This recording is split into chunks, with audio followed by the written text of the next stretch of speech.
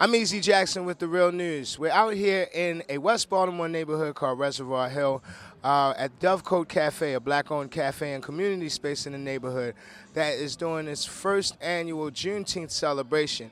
Juneteenth is a long-running holiday that commemorates June 19th, 1865, when the slaves in America were emancipated. The celebration today includes a lot of different things, lots of family, lots of community. We walked around and talked to some of the folks and just got a sense of what was going on and what the energy was like. So today we're participating in the first Juneteenth festival and the 23rd Garden and Home Tour, and essentially it is both a celebration of the neighborhood and the community, but also a real recognition of the opportunity before us to invest in collective economic development and power for black communities and black families.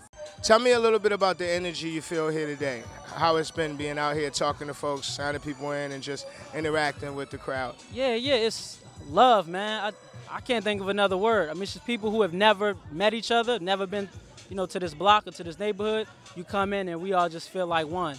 I think now that the age that we're in, with social media and people can see what other people are doing, not only across the city, but across the world, and realize that those barriers, between us aren't necessary. I have a business called A Day in June showroom. We're located on 208 South Pulaski Street in the Cambridge building. We're a women's and men's vintage and new shop. All the vintage clothes come from thrift shops in Baltimore, New York, and the new clothes come from trade shows in LA and New York. I'm here today for the Juneteenth event, promoted by Dovecote, and to celebrate Juneteenth with all my lovely people in the community. I mean, you see the energy.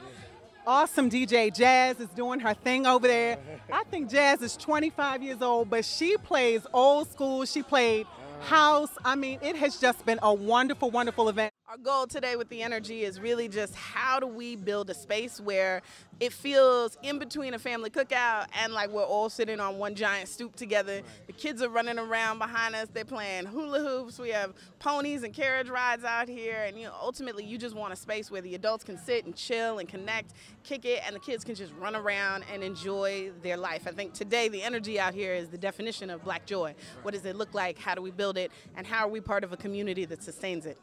Ultimately, for us, we believe that there is an opportunity for black people in Baltimore and really across the country to begin to think about how do we build intentional community together.